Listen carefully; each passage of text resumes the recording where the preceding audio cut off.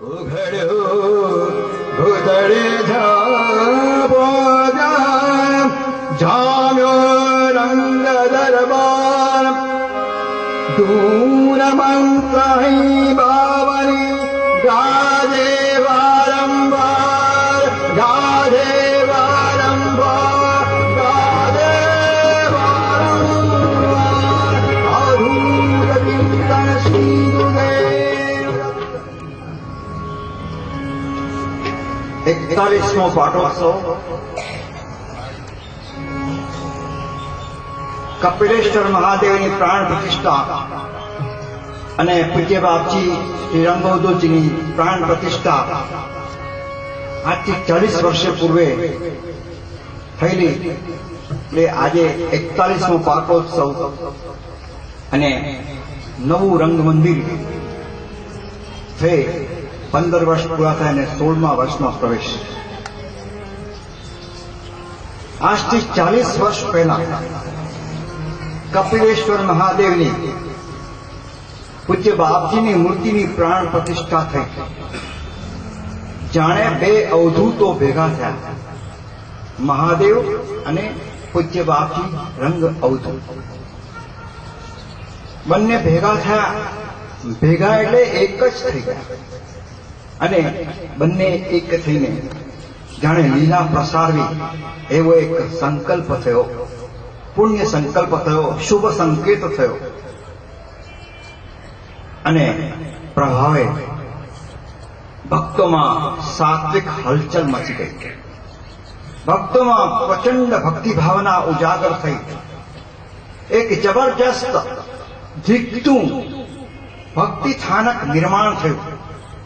ધૂન, મંત્ર, યજ્ઞ, કીર્તન, કથા એ શિવરંગ દરબાર ભરાયા કર્યો, જામ્યા કર્યો, જામ્યા કરે છે અને જામ્યા કરશે અને કરશે.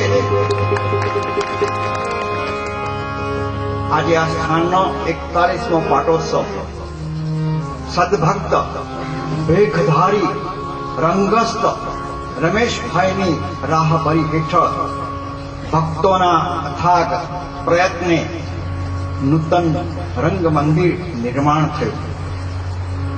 દિવસે દિવસે એ મંદિરની સુવિધાઓમાં અને ભવ્યતામાં, ભક્તોની ભાવનામાં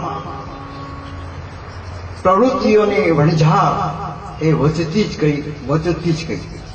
અરે એ મંદિર શા માટે વાતાનુકૂલિત ન થાય?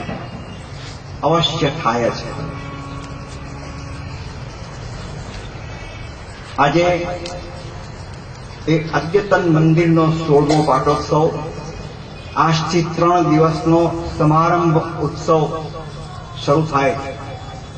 ત્રિદિન સાધ્ય દત્તબાવની ગાથા, દત્તબાવનીનો અમૃત વર્ષ અને એમાં દત્તબાવનીની 3 દિવસ સુધી એની ગાથા, એની સમજણ, એનું વિસ્તૃત વિશ્લેષણ, એની કથાઓ, લીલાઓની વાત વ્યાસપીઠ પર શ્રી કિરીટભાઈ પાઠક વિવિધ 52 રસામૃતનું પાન કરાવશે. 52 લીટી છે તો 52 લીટીમાંથી ના દોહનમાંથી જે અમૃત રસ ઉત્પન્ન થશે અને વિવિધ વૈવિધ્ય શ્રી અવધૂત વૈવિધ્યથી ભરેલો છે એ 52 લીટીમાં જે અમૃત છે અને એની અંદર બધી વેરાયટી છે એ પ્રમાણે એ રસપાન કરાવશે.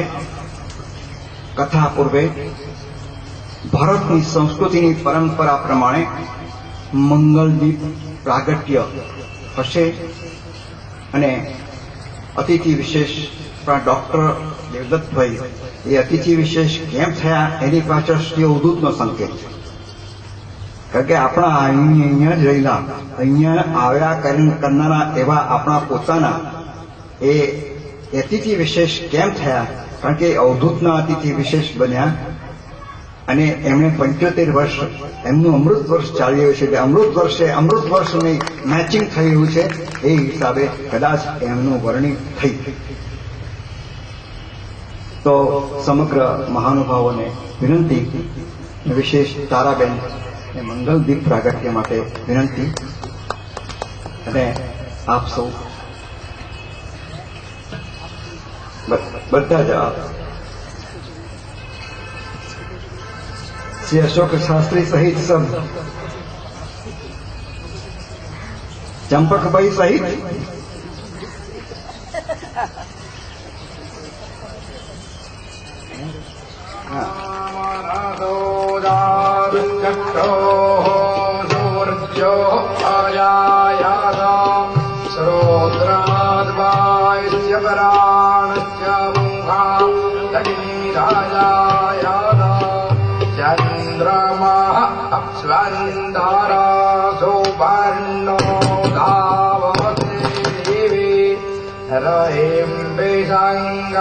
बाहुलम पुरुस्पृहक्तुं हरिरेदिकानिक्रदाता वधूतजिन्द्रश्री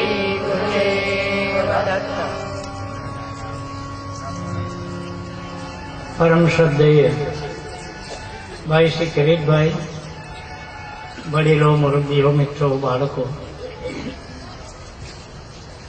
ક્ષણે ક્ષણેયન નવતામ અપૈતી તદેવ રૂપમ રમણીયતાયા.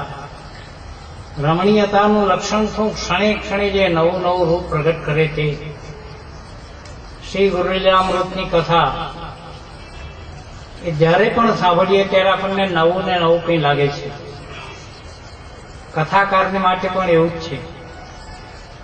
હમણાં કથા કરે, અઠવાડિયા પછી બીજી કથા કરે, તો એને પણ કંઈ નવું નવું સ્ફુર્યા જ કરે, નવી નવી કે અંદરથી વાતો આવ્યા જ કરે, દ્રષ્ટાંતો આવ્યા જ કરે, અવતરણો આવ્યા જ કરે, અને કઈ નવીનતા લાગે. આ શ્રી ગુરુલીલામૃત વિશે પહેલા મને એવો વિચાર આવતો હતો કે આખા ગુરુલીલામૃતમાં મારા જેવું કોણ છે, કયું પાત્ર મારા જેવું છે, અથવા હું કોના જેવો થઈ શકું એમ છું. હવે મને લાગે છે કે બધા પાત્રો સાથે તાદાત્મ્ય અનુભવ એ વધારે સારું છે, અને આપણી બધાની લગભગ એ સ્થિતિ છે. કાલના અધ્યાયમાં ધૂલી ધૂસર ગાત્રાની એવો નિરંજન ગુરુને ખોડવા નીકળ્યો, અલખને ખોડવા. આપણને એમ લાગે કે આપણે નીકળ્યા જ છે, આપણે બાવરા થઈ ગયા છે. પછી વિષ્ણુ દત્ત આવ્યા, ભૂત એની આગળ પ્રગટ થયો અને ભયભીત થયો. આપણે એક વખત ભયભીત થઈ જ જઈએ છીએ પારાયણ કરતા કરતા પણ. પછી ભૂતે કહ્યું, ભાઈ તું ગભરાઈશ ના, હું તો તને વરદાન આપવા આવ્યો છે. તારો જે કાક બધી નાખે છે તે હું ખાઈને તૃપ્ત થયો છું. તો મારી પત્નીને પૂછ્યું, ભગવાન દત્તનું દર્શન માંગો. દત્તાત્રેય કહું, 3 વખત હું તને ચાન્સ આપીશ. પછી એને તો આડકા મારવા માંડ્યા, પગડા મારવા માંડ્યા, એટલે તો પાછો આવી ગયો. છેલ્લે પછી દ્રઢ મન કરીને ગયો અને સ્મશાન ભૂમિ યોગ ભૂમિ બની ગઈ. અને ભગવાન પ્રગટ થયા ત્યારે આપણને એમ લાગે કે આપણી આગળ ભગવાન પ્રગટ થયા, આપણને દર્શન થઈ ગયા. એ જે પાત્રો સાથે આપણે તાદાત્મ્ય અનુભવીએ છીએ એ મને લાગે કે વધારે સારું છે. ડાકોરથી ભગવાન આવ્યા રણછોડરાય, તો આપણી સાથે આવ્યા હોય એમ લાગ્યું.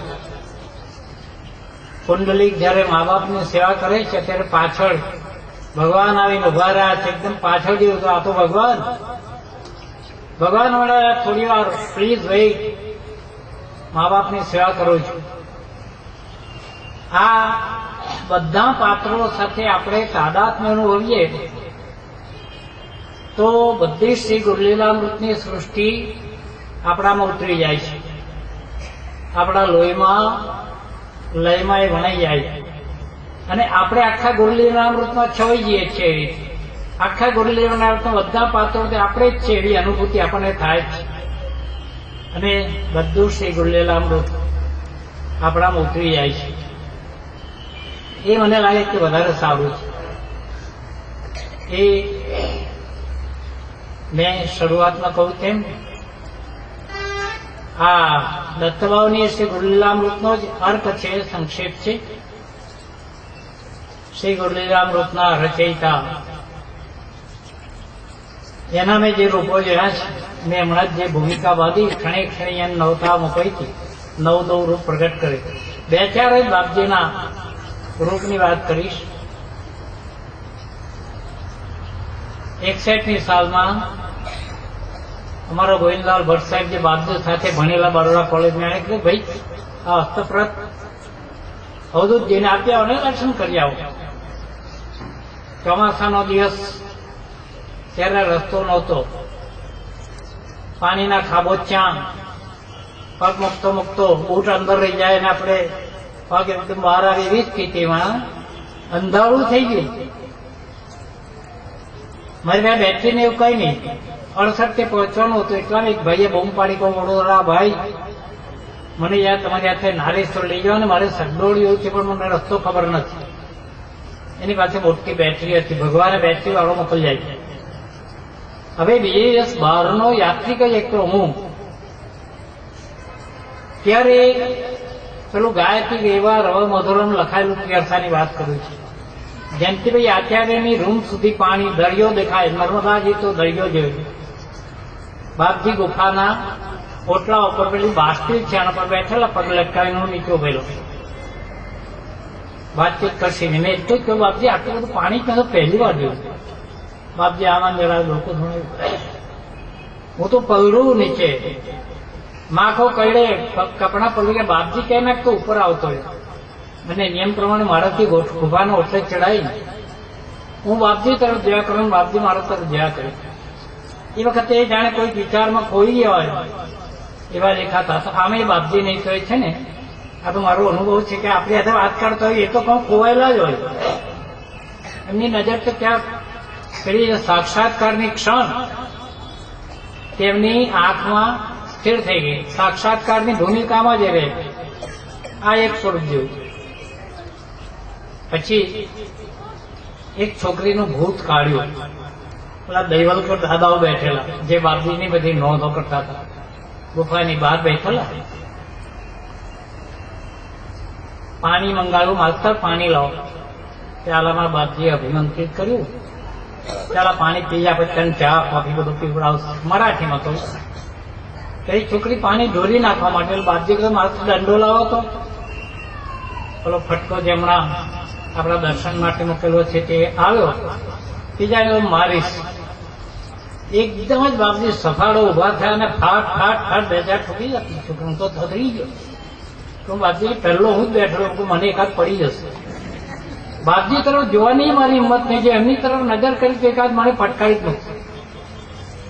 દૈવલકર દાદાએ કહ્યું પેલી છોકરીને તો બહુ તૂટી ગયો.